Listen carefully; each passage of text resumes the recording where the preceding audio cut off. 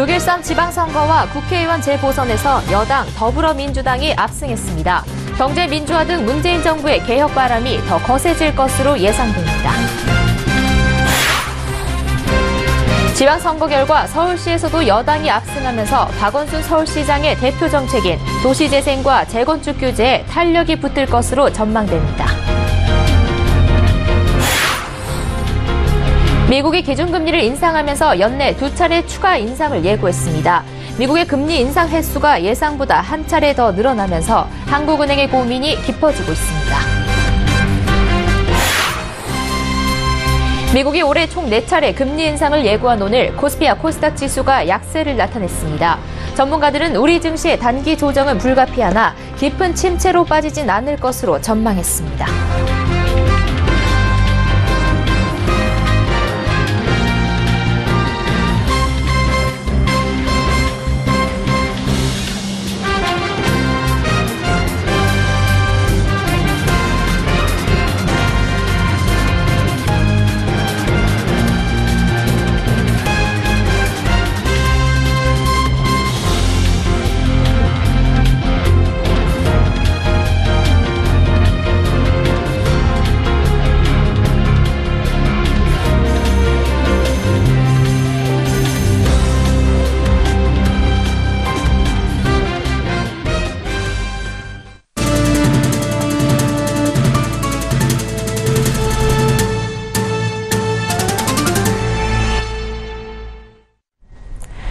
시청자 여러분 안녕하십니까? 센경제원장 양한나입니다.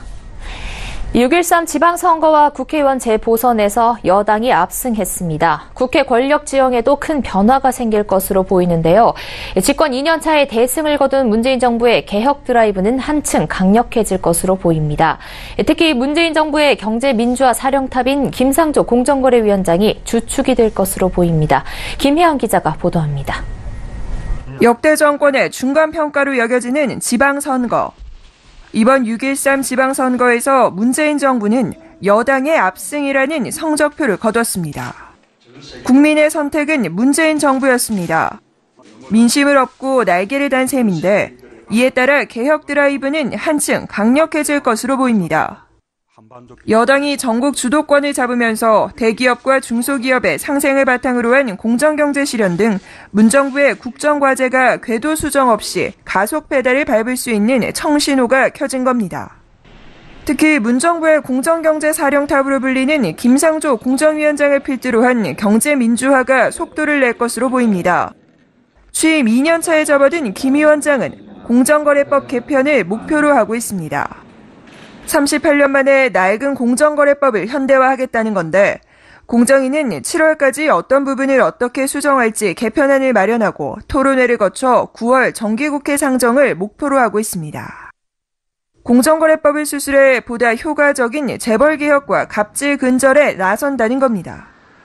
국회 통과 여부가 관건인데 이번 지방선거 압승으로 개편안 통과가 유리해진 셈입니다. 운신의 폭이 좁았던 여권이 명실공히 정권 강화를 이뤄내면서 문정부의 국정 운영이 탄력을 받게 된 겁니다. 개헌 좌절 등 앞서 여소야대 구도에서 정부와 여당의 개혁 입법 추진은 번번이 발목을 잡혀왔습니다. 그러나 이번 지방선거로 국민들의 지지를 바탕으로 여당이 의석수를 늘리며 공정경제를 실현해 나가겠다는 문정부의 핵심 인사인 김상조 위원장도 힘을 받게 됐습니다. 이번 승리를 발판으로 김상조 위원장이 써내려갈 2년차의 공정위의 역할에 기대가 모아집니다. 서울경제TV 김혜영입니다. 박원순 서울시장이 3선에 성공했습니다. 더불어민주당이 서울구청장과 시의회 선거에서 압승을 거두면서 박 시장의 대표 정책인 도시재생과 재건축 규제에 탄력이 붙을 것으로 보입니다. 유민호 기자가 보도합니다. 최초 3선 서울시장.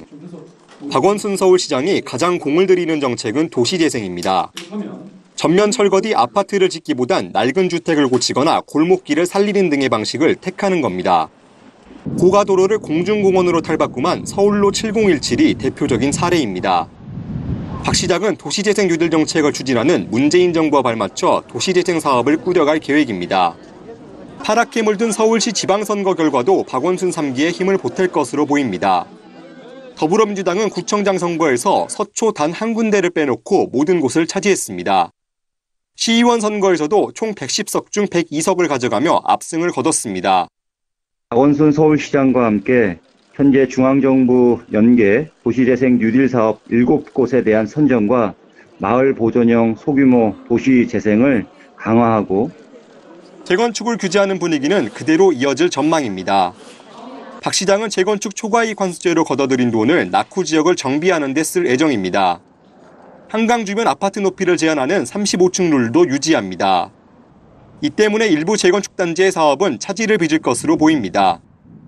재건축 시장 같은 경우에 서울시가 중앙정부하고 최근에 가격억제 정책에 동의를 하고 있기 때문에 저는 들쭉날쭉 전반적으로 가격 하락 압력을 받은. 민주당 싹쓸이를 막아낸 조은희 서초구청장 당선인은 재건축 초과이익 관수제 폐지를 주장하고 있어 갈등의 불씨는 남아 있습니다. 서울경제TV 유민호입니다. 북미 정상회담과 여당의 압승으로 끝난 지방선거 등 연이틀 이어진 국내외 대형 이슈들이 기대와 예상대로 흘러갔습니다. 하지만 예상을 벗어난 일이 하나 있는데요. 간밤 미국이 이달 기준금리를 올리며 예상보다 늘어난 추가 인상 계획을 밝혔습니다. 1,500조 원에 육박한 가계부채와 경기 부진, 또 자본 유출 위험 등 국내에 미칠 영향이 커 기준금리에 손을 대지 않았던 한국은행의 고민이 커졌습니다. 정훈규 기자입니다. 미국의 기준금리가 예상보다 빠르게 오를 전망입니다. 미 중앙은행인 연방준비제도가 기준금리를 0.25%포인트 올린 1.75에서 2%로 결정한 뒤 연내 2차례 추가 인상을 예고했기 때문입니다. 앞서 6월과 9월 인상, 12월 동결이 예상됐지만 한 차례 더 늘어난 겁니다.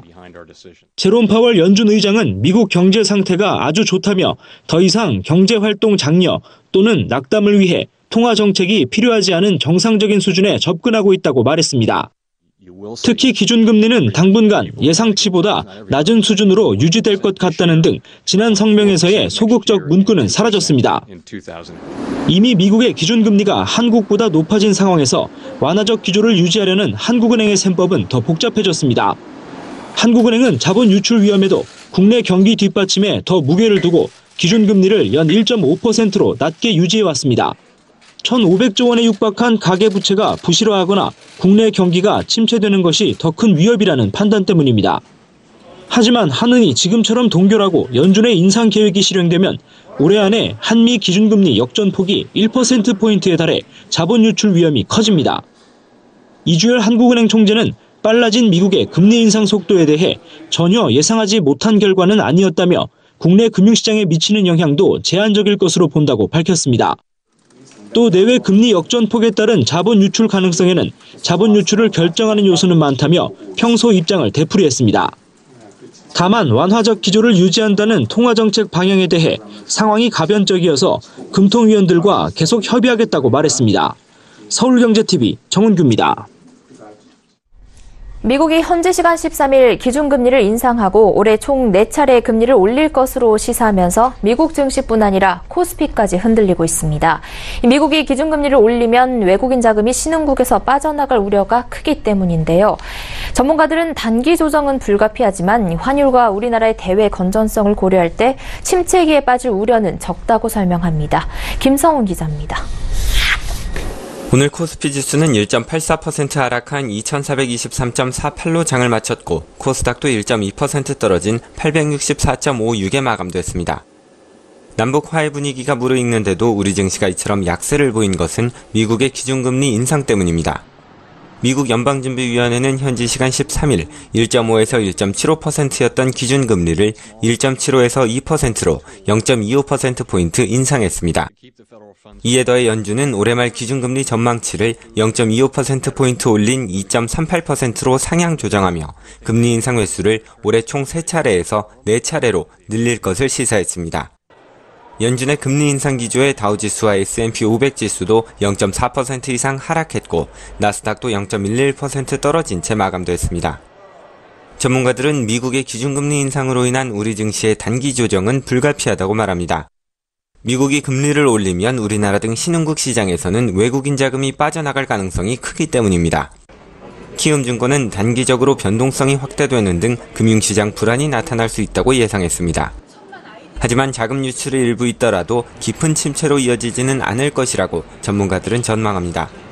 우리나라의 경우 다른 신흥국과 달리 경상수지, 외환보 유액 등 대외 건전성이 양호하고 환율 변동도 크지 않을 것이기 때문에 자금이 대거 이탈할 가능성은 적다는 겁니다. 메리츠종금증권은 건전성이 양호한 중국, 한국 등은 오히려 매력이 더 높아졌다고 분석했습니다. 우리나라의 경우 북미 정상회담이 성공적으로 개최되면서 지정학적 리스크가 크게 줄었고 증시 저평가 요인도 상당 부분 해소돼 조정 이후 외국인 자금이 더 유입될 가능성도 있다는 겁니다. 서울경제TV 김성훈입니다. 월 2만 원의 기본 데이터 1GB, 음성통화 200분을 제공하는 보편요금제가 국회 통과만을 남겨놓고 있습니다. 소비자는 가계통신비가 내려가면 부담이 줄어서 좋습니다. 반면 업계에선 장기적인 소비자 후생이나 시장 생태계 파괴 등을 고려할 때 보편요금제 도입이 득보다 실이 크다고 주장하면서 논란이 큽니다. 저희 센 경제 현장은 세 차례에 걸쳐 보편요금제 도입에 대한 쟁점들을 분석하고 바람직한 통신요금 정책을 모색해보는 시간을 갖습니다. 오늘 첫 순서로 현재 통신비의 수준을 진단해 보겠습니다. 과연 우리나라의 통신요금은 진짜 비쌀까요? 이보경 기자입니다. 얼마 전 대법원의 판결로 공개된 2G와 3G 원가 자료. 그간 참여연대는 통신요금으로 발생한 영업수익을 투입한 원가로 나눈 값인 원가 보상률과 연동해서 요금을 조정해야 한다고 주장해왔습니다. 공개된 자료를 분석해보니 원가 보상률은 서비스 초기에는 낮고 점차 갈수록 높아지는 것을 확인할 수 있습니다. 원가 보상률만으로 이 통사들이 과도한 이익을 취하고 있다고 판단하기엔 무리가 있어 보입니다. 이에 대해 참여연대는 제한된 원가 정보 공개로 인해 요금의 적정성을 판단하기 어려우며 분석이 더 필요하다는 입장입니다. 참여연대는 4G에 대해서도 통신비 원가를 공개해야 한다며 소송을 제기해놓은 상태입니다. 하지만 전문가들은 망투자에 막대한 비용이 들어가는 데다 5G 시대를 앞두고 수조 원의 자금이 필요한 가운데 원가 보상률을 기준으로 통신요금을 판단하는 것에는 문제가 있다는 입장입니다. 또 국내 이통사의 수익성은 해외에 비해 낮은 수준이며 영업이익률도 지속적으로 하락하는 추세입니다. 그렇다면 타국가 대비해서 통신비 수준은 어떨까?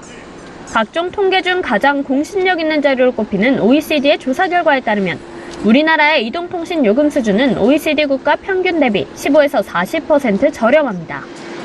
한국은 음성과 데이터를 적게 쓰는 군에서는 34개국 중 8위로 평균보다 38.8% 저렴합니다.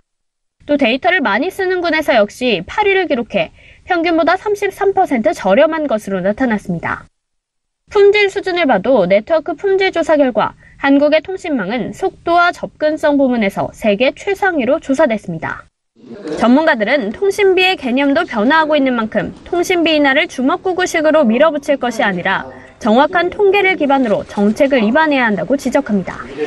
요금이란 걸 만들 때 실질적으로 가계통신비 분류 체계를 재정립해야 되는 거거든요. 비교 기준을 만들어야 되는 건 굉장히 중요합니다. 또 어떻게 적절하게 어느 부분을 우리가 낮춰주게 할 것이냐를 고민할 수 있다고 저는 보거든요. 통신비를 둘러싸고 갈등이 첨예한 만큼 정확한 상황 진단을 통한 해법 모색이 필요해 보입니다. 서울경제TV 이보경입니다. 2018 러시아 월드컵이 오늘 개막합니다. 전 국민의 관심이 쏠리는 만큼 기업들은 적극적인 마케팅 활동을 벌여왔는데요. 하지만 이번 월드컵 분위기는 사뭇 다르다고 합니다. 유동현 기자입니다. 지구촌 최대 축제라 불리는 월드컵이 다가왔습니다. 전 국민의 관심이 쏠리는 이 기간은 월드컵 특수라고 할 정도로 마케팅 경쟁이 치열했습니다. 기업들은 대규모 할인 행사를 열거나 신제품을 출시해 소비자들의 구매를 이끌었습니다. 하지만 이번 월드컵을 앞둔 분위기는 사뭇 다릅니다. 주요 백화점은 물론 대형 마트들도 이렇다 할 움직임을 보이지 않고 있습니다. 할인전 등 관련 행사를 준비하지 않는 곳이 대부분이고 열더라도 소극적인 모습입니다. 이곳은 한 대형마트의 월드컵 할인 행사장입니다. 저는 지금 가장 안쪽으로 와 있는데요. 보시다시피 규모도 작고 구석에 위치해 있습니다. 업계에 따르면 백화점과 마트 중 롯데마트 한 곳 외에는 별도의 행사를 준비하지 않고 있습니다. 신제품을 출시해 관심을 끌었던 식품업계는 물론 대목을 노린 치킨 업체들도 이렇다 할 움직임을 보이지 않고 있습니다. 기업들이 월드컵 특수를 외면한 데는 월드컵에 대한 국민의 관심 저하와 최근 대형 정치 이슈들이 복합적으로 작용한 것으로 보입니다. 아무래도 최근 여러 가지 정치 사회적 이슈들로 전반적으로 어수선한 분위기여서 각 업체들이 아무래도 좀 소극적인 입장을 취하는 것으로 보입니다. 월드컵을 주관하는 피파 측에서 공식 후원사가 아닌 기업이 월드컵을 홍보에 이용하는 마케팅을 강력하게 규제하고 있는 점도 요인입니다. 이번 월드컵을 앞둔 유통업계에서는 이제는 특수가 옛말이 아니냐는 말도 나오고 있습니다. 서울경제TV 유동현입니다. 최저임금을 심의 의결하는 노사정 사회적 대화기구인 최저임금위원회가 내년도 최저임금 결정을 위한 첫 전원회의를 오는 19일 개최하기로 했습니다. 최저임금위는 오늘 오전 서울에서 공익사용자위원이 비공개 간담회를 개최했다고 밝혔습니다. 이 자리에는 류장수 최저임금위원장을 비롯한 공익위원 9명과 사용자위원 5명이 참석했습니다. 이번 간담회에서 공익위원과 사용자위원은 오는 19일 첫 전원회의를 열어 내년도 최저임금을 심의하기로 한 것으로 알려졌습니다. 노동계의 불참에도 내년도 최저임금 심의를 미룰 수 없다는 판단에 따라 회의 일정을 진행하기로 한 겁니다. 최저임금위는 공익위원, 근로자위원, 사용자위원 각각 9명, 모두 27명으로 구성되는데 노동계를 대표하는 근로자위원 9명은 최저임금 산입범위 확대에 반발해 불참을 선언한 상태입니다. 당초 최저임금위는 지난 14일부터 이달 말까지 6차례 전원회의를 열 예정이었지만 14일 회의는 노동계의 불참으로 취소됐습니다. 최저임금위 관계자는 내년도 최저임금 심의를 더는 미룰 수 없다고 판단했다며 전원회의를 진행하되 노동계 참석을 위한 설득 작업은 계속할 것이라고 말했습니다. 서울시 민생사법경찰단이 중국에서 128억 원 상당의 짝퉁 골프 의류를 제조해 국내에 유통한 업체를 적발했습니다. 민생사법경찰단은 해당 업체에서 위조 제품 8,396점을 압수했습니다. 이 업체의 유령법인 대포통장에서 확인된 거래액만 14억 원에 달했습니다. 정품 추정가로 환산하면 총 128억 원 규모입니다. 이 업체는 국내에 유통되는 짝퉁 골프 의류의 80%를 제조, 유통한다고 알려져 있습니다.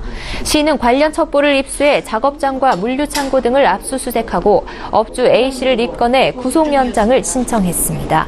서울시 민생사법경찰단에서는 상표 도용, 원산지 위반, 불법 다단계, 대부업, 식품, 보건, 환경 등 12개 수사 분야에 대한 결정적 증거와 함께 범죄 행위를 신고 제보하여 공익 증진을 가져올 경우 최대 2억 원까지 포상금을 지급하고 있습니다. 신고는 스마트폰 민생범죄신고 앱을 비롯해 서울시 홈페이지와 120 다산 콜센터, 방문, 우편, 팩스 등을 통해 받습니다. 남북한 경제 공동체 형성 과정에서 초기 북한 인프라 투자에 122조 원이 필요하며 이에 따른 경제 효과는 300조 원 이상이 될 것이라는 전망이 나왔습니다. 신한금융투자 오늘 보고서를 통해 남북한 경제 공동체 실현 시 건설과 중공업, 철강, 운송 관련 업종이 먼저 큰 혜택을 볼 것이라고 예상했습니다. 특히 도로와 가스 전력, 철도, 항공, 항만, 산업단지 등 초기 인프라 건설 투자 규모는 122조 원으로 추산합니다. 한다며 이 가운데 도로와 가스, 전력 관련 투자에만 60조 원이 소요될 것이라고 예상했습니다. 이어 초기 인프라 투자의 경제적 효과는 303조 원에 이를 것이라며 업종별로는 중공업과 건설업이 각각 85조 원과 82조 원으로 최대 수혜를 입을 것이라고 전망했습니다. 이상금융거래 탐지 시스템이 지난해 금융사고를 3,700건 가까이 예방한 것으로 나타났습니다. 금융감독원에 따르면 지난해 FDS 운영으로 예방한 금융사고는 3,665건, 금액은 445억 8천만 원입니다. 위변조한 인증서 등으로 불법 자금이체를 시도하는 게 대표적 사례입니다. FDS는 전자금융거래의 접속 정보, 거래 내역 등을 분석해 이상금융거래를 탐지, 차단하는 시스템으로 20개 은행과 26개 증권사가 2014년부터 운영 중입니다. 3,665건 가운데 은행이 3,588건, 증권사가 77건이며 계좌이체 업무가 많은 특성상 은행의 FDS 활용 실적이 높았습니다. 금융보안원이 운영하는 이상금융거래정보 공유 시스템으로 금융회사 간 정보 공유가 946건 이뤄졌고, 이를 통해 예방한 금액이 198억 6천만 원으로 전체 예방 금액의 44.5%를 차지했습니다. 중소기업 중앙회의 조사 결과에 따르면 중소제조업체 생산직 종사자의 1급이 작년에 78,014원에서 올해 87,177원으로 11.7% 상승했습니다. 차세대 이동통신 5G에 대한 국제표준이 완성됐습니다. 이동통신 업계에 따르면 이날 미국 라호야에서 개최된 3GPP 80차 무선총회에서 3GPP 및 글로벌 통신사, 네트워크 장비 제조사, 스마트폰 제조사 등 50여 개 업체가 5G 국제표준을 발표했습니다. 2018 러시아 월드컵 경기 생중계를 양대 포털인 네이버와 다음에서 못 보게 될 전망입니다. 포털업계와 방송계에 따르면 지상파 측과 네이버, 카카오의 월드컵 중계권료 협상은 지난주 결렬된 이후 대회 개막일을 하루 앞둔 이날까지 별다른 진전이 없는 상황입니다. 이에 따라 당장 이날 밤 시작하는 개막식은 포털 사이트 등에서 중계하지 않습니다. 삼성전자가 국내 일부 사업장과 미국, 유럽, 중국 내 모든 사업장에 태양광 발전 시설 등을 설치해 재생에너지 확대 정책을 추진합니다. 삼성전자는 올해 수원을 시작으로 내년 평택, 내후년 화성 사업장에 태양광 패널을 설치해 2030년까지 전체 전력 사용량의 20%를 재생에너지로 전환한다고 밝혔습니다.